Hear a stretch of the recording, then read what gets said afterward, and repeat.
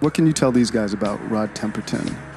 Who he was and what his importance is? Where do I start with this guy? The hits of Michael Jackson, George Benson, and other soul stars might have come from the heartlands of R&B like Detroit or Philadelphia. In fact, many of them owe their origins to the hard-scrabble, bluesy delta of Lincolnshire. They were written by Cleethorpes' own Rod Temperton, whose death was announced today, just 66.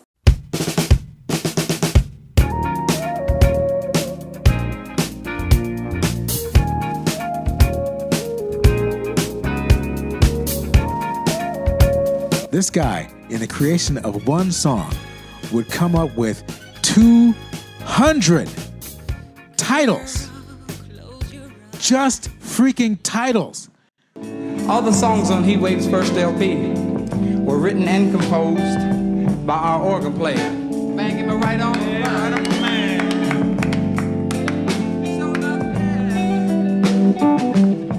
man. Always and forever.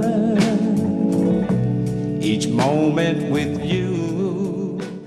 It's the great untold story of pop that almost everyone's heard by now. The maestro of black music, who turns out to have been a pallid fish gutter from Cleethorpes. Quincy always talks about, thinking that I must have been black. I must have been, before he met me, because of the music of Heatwave.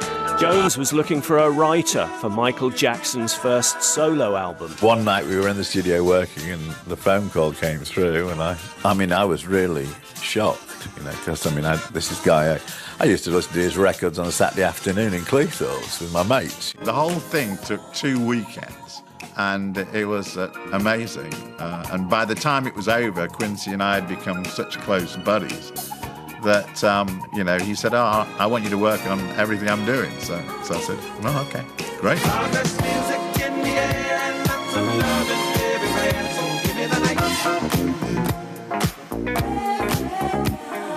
Those albums, The Dude and Give Me the Night, were just amazing records to make because there's so many people involved and everybody's giving it up, and it's just a lot of fun to be involved in a situation like that. I took a chance with a composer that I have loved his work for a long time. Just incredible talent.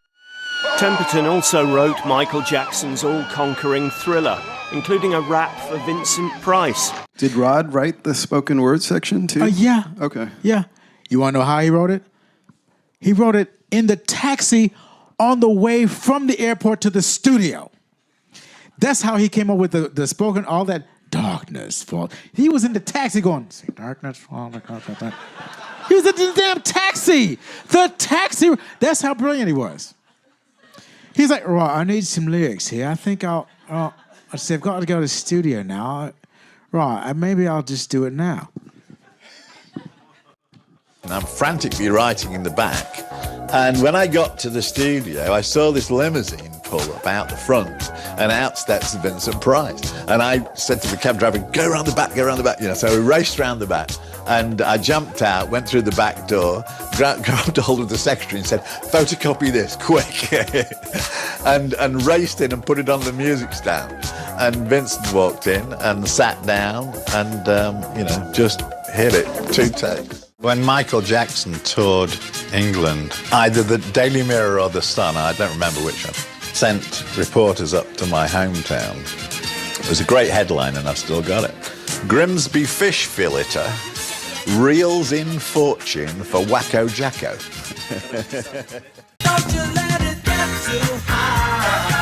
I would imagine his little bio in that high school book saying, the guy you least expect to write massive hits. Because he was just this little skinny British guy from a little band called Heatwave that he was a member of and wrote songs for them too. Little things like Boogie Nights, Always and Forever, Groove Line, Ain't No Half Steppin', all these hits.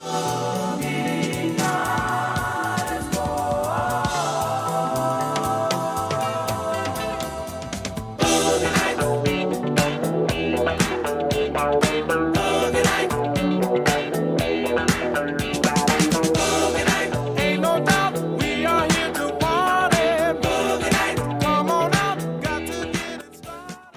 Is that where you bumped into Heatwave initially in Germany? Yeah, Johnny and two of the guys were originally in the military in Germany, and after they left, they came back over and wanted to carry on with the band, and finally met up with me. And from there, we moved out of Germany and started doing other countries, and then finally came to England. How long had you been working as a band before Boogie Nights actually cracked it? Because you produced an album, did you? 8.5 Step In was the first single, then Boogie Nights. So how long had you been working as a band before you actually got a recording deal and did an album? I think about 4 years. It was, we did a lot of road work, and, we used to play 5 or 6 hours a night on stage, and so we could really get it all together. And then about 3 years later, we came to England for the first time, and did a demo up in the north, and came down with this demo with 3 songs, which were Always and Forever, Super Soul Sister, and Another, and went around the record companies and managed to get the job, got the gig, and went in to make the album. You've always had a very special relationship with Johnny Wilder and Heatwave, having known them for all those years, but at what point did you decide that you wanted to concentrate more on production and writing and less playing the keyboards with the band? Well, I've got to admit, since I was about 22, 23, I always wanted to write. That was the main thing, write and arrange. And when I got together with Johnny, in actual fact, I always told him, listen, in the end, I want to be a writer as my main thing. So he knew that from the top. But of course, we're spending 4 years working together on the road. We became a very, very close family, and there's always been that love between us. And it's now nice to be always coming back to do something with the guys again. So when you decided to stop playing on the road and concentrate on more writing on production, how did you come to meet Quincy Jones? Well, in actual fact, when I left the band, I didn't have anything going. I just was hoping that something would happen. And then I went to New York to cut Heatwave 3, the Hot Property album. And one night while we were in doing a track, a phone call came through and somebody said, Quincy Jones on the phone for you. I went, hello? Hello, did you say hello, sir? Yes, well, I said, hello, Mr. Jones. And so he asked me if I would be so kind as to try and write something for Michael Jackson and Rufus, who he's doing at the same time. And initially I said, well, I'm sorry, but it's impossible because I'm in the middle of a Heatwave project, and it's really difficult for me to move between two things. I really do hate to be involved in two things at the same time. It's really difficult when you've got your heart in one thing to be swinging them out.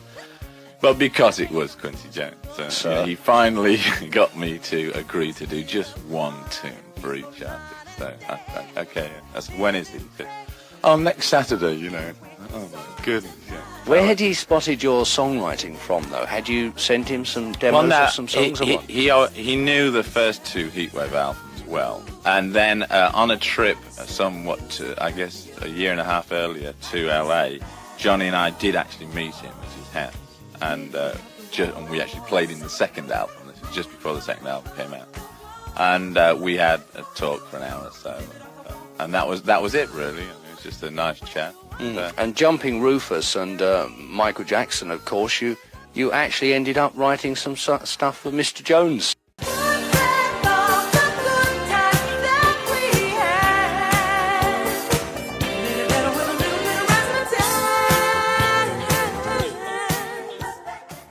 Obviously, when it actually came up, it was a real thrill. And Quincy plucked him out, and brought him into the fold and said, you're going to write for Michael.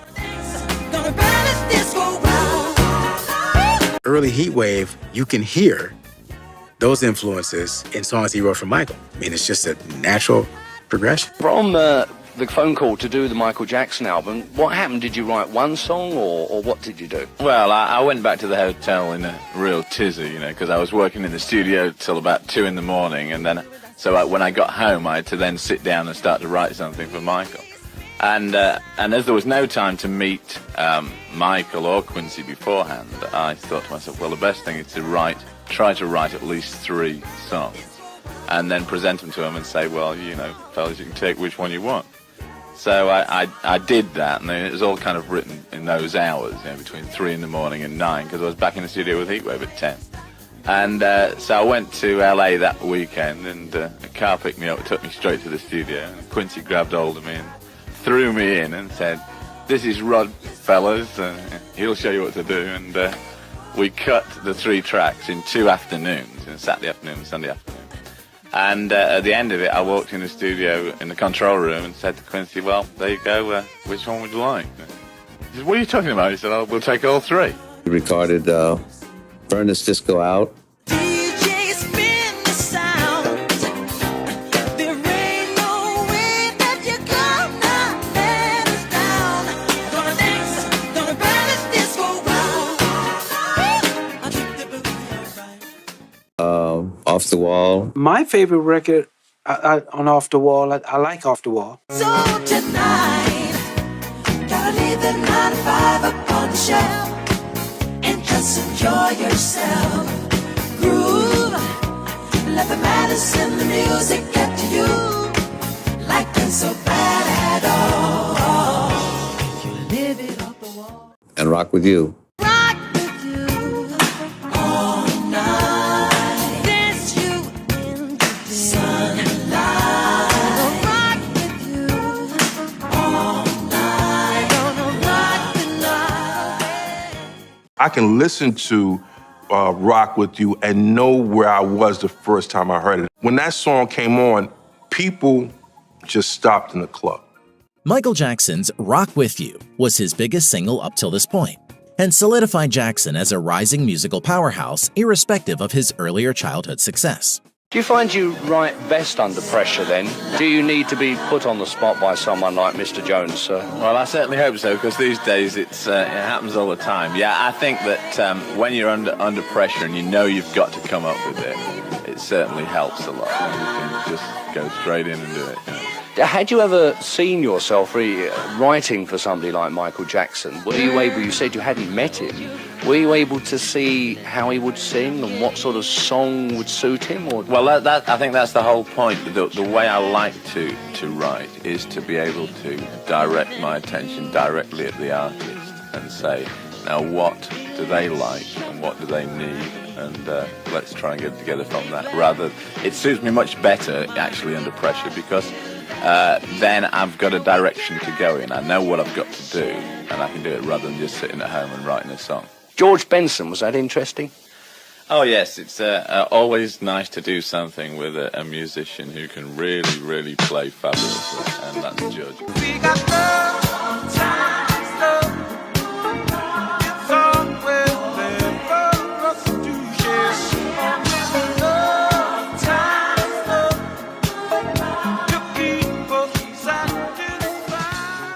'Cause there's music in the air and lots of love everywhere. So give me the night. Give me the night. Rod, we move on now to 2 of my favourite characters, the brothers Johnson. And this was, of course, a project that you look forward to because you co-wrote a lot of the songs on the album with them and shared the writing. Did you build up a special relationship with them? Yeah, definitely. I don't think I've ever met anybody with so much energy as Lewis, especially. Well, both of them. But when the first time I met them was at Quincy's house, and Lewis just walked in, never said hello, just said to us all, "Can we show you a movie?" And we said, yeah. So he immediately took a cinema projector out of his handbag and put it towards the wall and started this film. And it showed a Christmas tree with a wooden guitar with no strings leaning against it. And on the screen walks Lewis, aged 5. Sees this guitar, his eyes light up, he picks it up, starts thrashing it in the way we've all seen him. And it appears this is a guitar that Lewis's dad had made for George for Christmas. So the next thing you see is George, age 5, walk on the screen, see Lewis, get terribly angry, take the guitar off him and beat him over the head with it. Everybody take it to the top, we're gonna stop all night in the neighborhood. Don't it feel all right?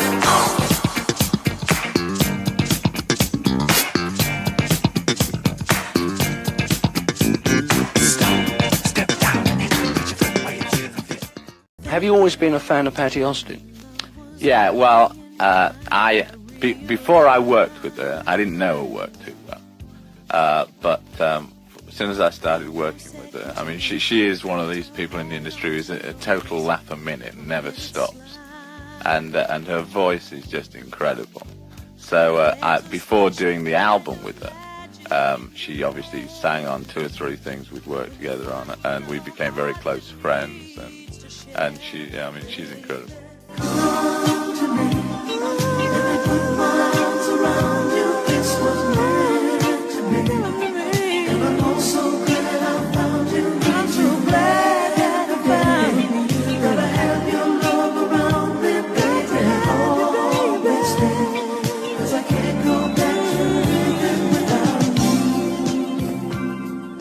I assume you find yourself now being booked up well in advance, do you, with other projects already in the bag to do? That's right. In fact, the day I finish here in London, I have to fly straight to LA to start Herbie Hancock's new album. And then, of course, next year we start with Michael Jackson on February the 1st for the follow-up to Off the Wall.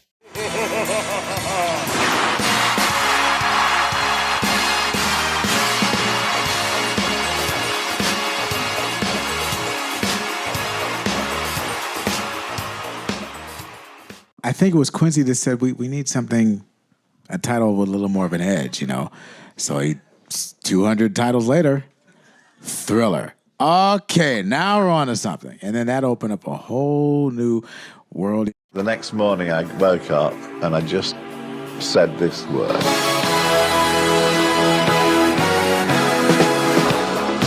Something in my head just said, this is the title. You could visualize it on the top of the Billboard charts. You know, you could see the merchandising for this one word, how it jumped off the page. So I knew I had to write it as Thriller. And I wrote all the words very quickly, then went to the studio and we did it. Do you know who Rod Temperton is? Yeah. He's an English writer. He wrote many of Michael's biggest hits, like Rock With You and so on. And I think it was Rod's decision. And to use Vincent Price was Peggy Lipton's idea. Quincy's wife at the time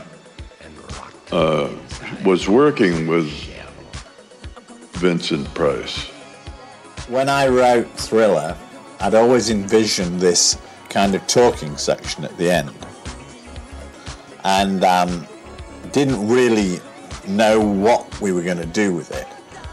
But one thing I'd thought about was to have somebody, a famous voice in the horror genre, to do this vocal. Quincy's wife knew Vincent Price. And so Quincy said to me, how about if we got Vincent Price? And I said, well, that'd be amazing if we could, get him. So he spoke to his wife and they got it together, and Vincent said he would love to do it. So it was all set up that he would come in and do it. And the idea was going to be that he would just talk some horror talk from the type of lines he would deliver in some of his famous roles. And right up until the night before the session. And just before I went to bed, Quincy called me and said, the session's at 2 o'clock tomorrow afternoon, and I'm a bit scared because Vincent's never been in on a pop record before. I don't know whether he's ever recorded in such a manner with music tracks and headphones and everything. And it may be difficult for him to come up with something to do. So perhaps you better write something for him to say, just in case we get stuck. So I said, okay, no problem. I'll get up tomorrow morning and write it before we come to the studio. So I went off to bed, and the very next morning, the bell rings, and I'd totally forgotten this, but my publisher from England had come over to America, and it had always been planned that we would have breakfast that next morning. And he came and arrived, and I thought, oh my goodness, I'm supposed to write this thing, but I've got this lengthy meeting. And so I had the breakfast with my publisher and had a long business meeting which went up till noon. And the session was at 2 o'clock. And finally my publisher left, and about 10 past 12 the phone rings and it's Quincy. Says, "How are you doing? Have you got something?" And I said, "Yeah, well, don't worry about it. I'll have something. I'm just finishing it off." And so I hung up and got a piece of paper and frantically started to write some stuff. And just one of those lucky times that it just flowed out of me. I mean, I'd written all the lyrics for the song, and the theme of the whole thing was so strong anyway that it's quite easy to visualize all these kind of lines that Vincent would say. And so I started writing, and I wrote one verse there while I was waiting for the taxi, and then I got in the taxi, and while I'm going to the studio, I wrote 2 more whole verses. So I wrote 3 verses of poetry or rap, and we only needed 2 in the end anyway. And as I arrived at the studio, I saw a car pull up, and out steps Vincent Price, and the taxi pulled around the back of the studio, and I dived out of the cab, raced in the back door, said to the secretary, "Photocopy this quick." And they put it on the music stand, and he walked in and sat down in his chair, and off we went. When we first went in the studio to make the real album, we, I believe, did 9 cuts as the tracks and did some vocals on them. And at that point, we kind of stepped back from it for a minute, had a listen to everything, and realized that 3 or 4 of the cuts, not that they were bad, but were just not fitting in with the way the album appeared to be going. I mean, right from the beginning, Michael had written Billie Jean, and everybody knew, we knew that was going to be a cornerstone of the album. And the style of that, and starting something, which is another track Michael had written for it, plus what was to become Thriller, we're kind of giving the whole thing an edge and a direction that some of the other tracks didn't have. They seemed a little too poppy and too straightforward for where we appeared to be going. So that's why those tracks never made the album. And one of them was Carousel, which was a great song, a slowish song from Michael Sembello, which was beautiful. But lyrically and at that point in time, it didn't seem that was where the album was heading to. And it was just one of those things. But eventually they were all replaced with Beat It, The Lady in My Life, Human Nature, which were some of the best things on the album. So I don't think it was a mistake.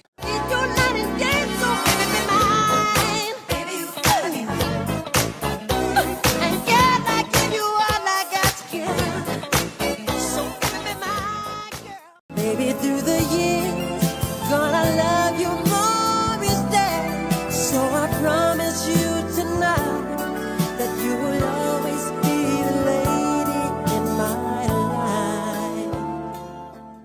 His methodology for songwriting, let me tell you, this guy was a consummate songwriter. This guy, in the creation of one song, would come up with 200 titles and finally nail one to start a concept with. That's just the song title. He hadn't written a note yet. Everything is of painstaking detail, and all the little layers and details of parts, he came up with all of them. It's not like we were improvising. Every part came from him, and we were duplicating them. I used to call him Rod the God. Why? Rod, he would compose day and night. Day and night. Rod made these fantastic demos, and everything was great until you heard the vocal, because he could not sing.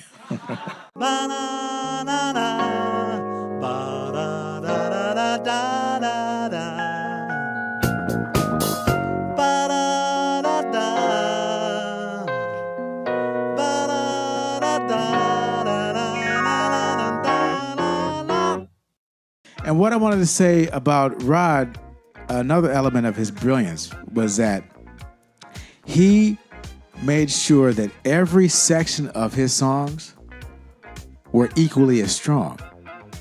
You know, a lot of songs will have a great hook, and that's it. Or they'll have like a really interesting verse, and then the chorus just kind of, flutters away. No. With the Rod songs, the verse and the chorus and even the bridge, they could be separate songs on their own. The bridge of Thriller, that's a song right there. That's just the bridge. But that was the level of quality that he brought to every song, no matter who the artist was. You know, even like with George Benson, "Give Me the Night," the same thing. If you listen to that, the bridge and the hook and the verse could be songs on their own. Go back and check out his work, and you'll see that's right.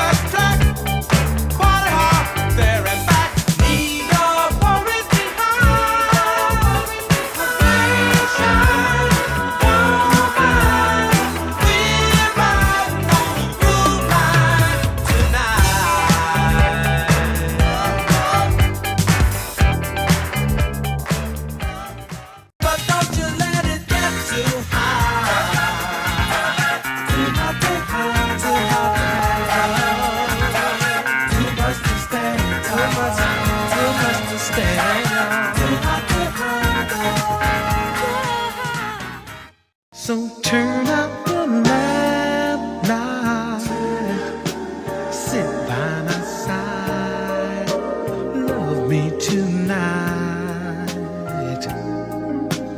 Turn up the lamp light. Believe in the mystery, how it used to be. We were more than lonely drifters in the dark.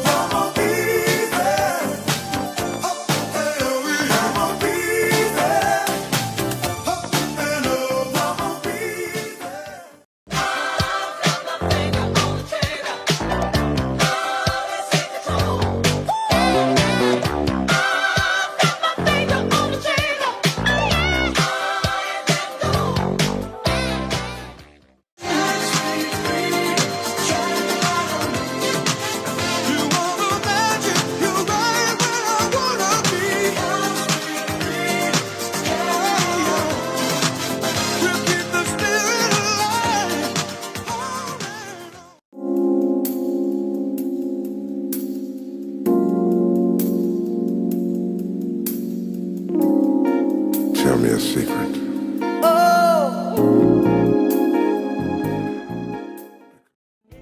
Angel, come to me. Let me be part of all the love you are. 'Cause angel, we can fly, you and I. Ride a rainbow to the stars. Wow. Rod Temperton did good. Rod Temperton is different from anyone else I've ever known. They call Rod Temperton the Invisible Man. He's like an invisible shadow over the whole music business, the whole culture. He's just interwoven in so many ways that we don't even know. Never, ever enjoyed working with anybody more. He covers my back, you know. I will his, I'll do anything for him, you know. Very special man.